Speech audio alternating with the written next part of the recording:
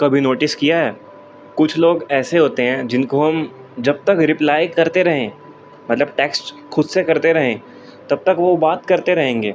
But जिस दिन हम इनको रिप्लाई करना बंद कर दें, उस टाइम वो सामने से भी रिप्लाई करना बंद कर देते हैं। आई नो आपकी भी लाइफ में बहुत सारे लोग ऐसे आए होंगे, जब तक आप उनसे पहले रिप्लाई करो उनको, तब तक वो आपसे बात करते रहेंगे।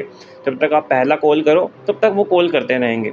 बट जैसे ही आप कॉल करना बंद कर दो, तो वो उनके भी कॉल्स आना, टेक्स्ट आना बंद हो जाते हैं। तो आज हम ऐसे ही लोगों के बारे में बात करेंगे कि ये आपके रियल फ्रेंड्स हैं, और अगर आप कोई रिलेशनशिप में हो तो वो आपकी रियल रिलेशनशिप है या फिर फेक रिलेशनशिप है। तो मतलब इस वीडियो के बाद आपके सारी डाउट्स हैं वो सारे क्लियर हो जाने वाले हैं। मैंने कुछ पॉइंट्स नोट डाउन करे हैं। सो स्टार्ट करते हैं पॉइंट नंबर 1 से। सो पॉइंट नंबर 1 है, your brain confuse silence with rejection. ध्यान से समझना इस पॉइंट को। तुम्हारा माइंड तुम्हें कंफ्यूज कराता है, सो साइलेंस को रिजेक्शन बताता है। जैसे फॉर एग्जांपल, जैसे मान लो कि किसी से बात कर रहे हो, ठीक है, आपने टेक्स्ट करा, उसका टेक्स्ट आया, आपने कॉल करा, उससे आपकी बात हुई, बट आपने एक दिन कॉल करना बंद कर दिए और उसका रिप्लाई भी नहीं आ रहा आगे से। मतलब जब तक आप कर रहे हो तब तक उसने भी बंद, तब वो भी कर रहा है। जैसे आपने बंद करा, उसने भी बंद कर दिया, मतलब साइलेंस हो गया। जैसे आपने रिप्लाई करना, टेक्स्ट करना बंद करा फर्स्ट पहले, तो साइलेंस हो गया। तो हमारा माइंड उस साइलेंस को रिजेक्शन मान लेता है कि उसने मेरे को रिजेक्ट कर दिया, या उसको मेरी परवाह नहीं है, या वो तो मतलब ही है। मतलब हमारा माइंड हमें कंफ्यूज करता है। हाँ, कई बार वो चीज़ रिजेक्शन हो भी सकती है, बट हर बार वो रिजेक्शन नहीं होती। कई बार कई बंदे को काम आ गया हो, या फिर ना कर पाया हो, उसने ध्यान ना दिया हो, तो अपने माइंड के थॉट्स में मत आओ कि अगर आपका माइंड कह रहा है रिजेक्शन है, तो मत मानो साइलेंस को रिजेक्शन हर बार। अब आते हैं सेकंड पॉइंट पे। सेकंड पॉइंट है, everyone is waiting for others. मतलब हर कोई एक दूसरे का वेट कर रहा है। जैसे मेरा एक दोस्त है, उसको जब तक मैं कॉल करूं, वो कॉल मतलब मुझे उठा लेगा, बात कर लेगा, टेक्स्ट करूं वो बात कर लेगा। बट कभी कभार वो भी कॉल करता है, मैं भी कॉल करता हूँ, मतलब हम दोनों दूसरे को कॉल करते हैं। बट अब एक ऐसा फेस आ चुका है, मैं उसे भी कॉल नहीं करता, वो मुझे भी कॉल नहीं करता। मतलब हम एक दूसरे को टेक्स्ट भी नहीं करते, कॉल भी नहीं करते। अब ये नहीं है कि हमारे बीच में लड़ाई हो गई, मतलब कभी वो सोचता है कि मैं इसको कॉल करके डिस्टर्ब ना कर दूं, इसको ऐसा फील ना हो कि मेरे को इसकी ज़रूरत है, मैं भी यही सोचता हूँ। मतलब हम दोनों में एक ईगो भी आ सकती, इसको ईगो वर्ड भी कह सकते हैं हम, बट ये पूरा ईगो नहीं है। पर हाँ, हम सोचते हैं कि उसको मैं डिस्टर्ब ना कर दूं, उसको ऐसा ना लगे कि मेरे को उसकी नीड है। तो हम बहुत ज़्यादा सोचते हैं, बट हर कोई एक दूसरे का वेट कर रहा है। तो अगर आप सामने से रिप्लाई कर भी दोगे तो कोई छोटे नहीं हो जाओगे। तो भाई कर दिया करो कॉल रिप्लाई सामने से, कुछ नहीं फ़र्क पड़ता।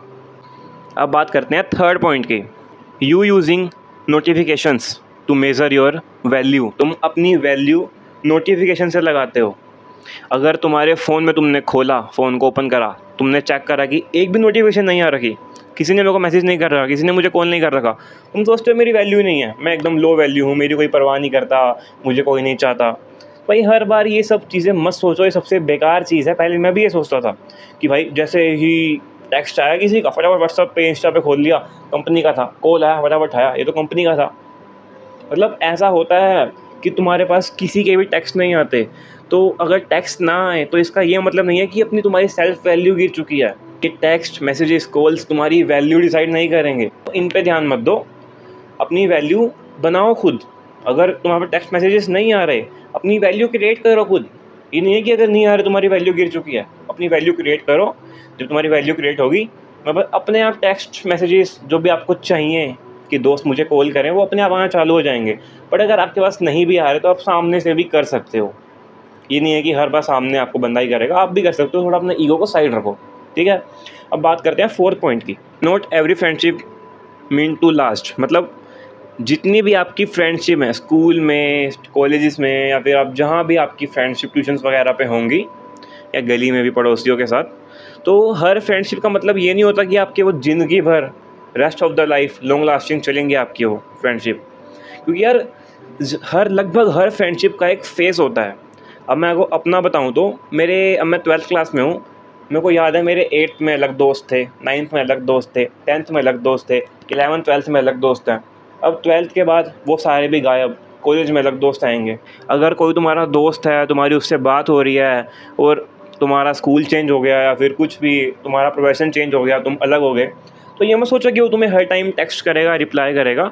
हर फ्रेंडशिप का एक फेस होता है, तो आप ये समझ लो कि उसका फेस अब जा चुका है, उसका टाइम अब जा चुका है, उसका उतना ही टाइम था, जितना दुख मनाना है मना लो, उसका टाइम पर अब जा चुका है। हाँ मतलब कई फ्रेंडशिप चलती भी है लॉन्ग लास्टिंग, बट लगभग भाई हर फ्रेंडशिप का एक फेस ही होता है।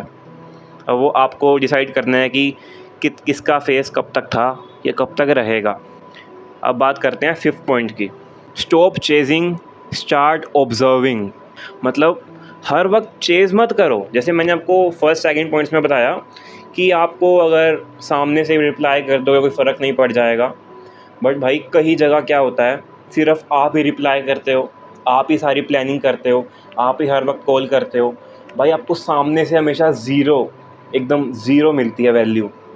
तो भाई अगर आपको सामने से एफ़र्ट्स ज़ीरो मिल रहे हैं ना, तो आप जितने मर्जी एफ़र्ट्स लगा लो, लास्ट में जो उसका इंटू होके मल्टीप्लाई होके आएगा वो ज़ीरो ही आंसर आएगा। क्योंकि अगर सामने वाला कोई एफ़र्ट्स नहीं डाल रहा, सारे एफ़र्ट्स आप डाल रहे हो, तो कोई फ़ायदा नहीं है, क्योंकि उसका जो आंसर है वो एट द एंड वो ज़ीरो ही आना है।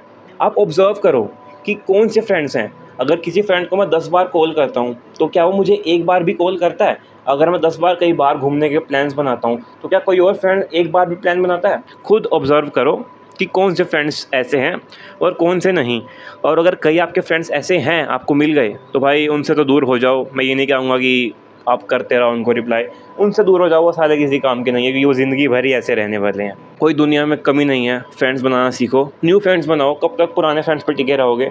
और अगर फ्रेंड्स नहीं बनते तो अकेला रहना सीखो, जैसे कि मैं रहता हूँ। मेरे बहुत कम फ्रेंड्स हैं।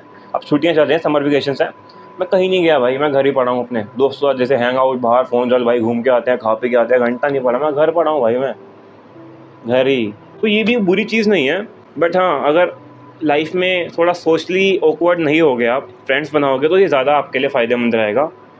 मैं भी ट्राई करूँगा कि हाँ थोड़ा ट्राई करूँ फ्रेंड्स बनाने की, नए फ्रेंड्स बनाने की ट्राई करूँ।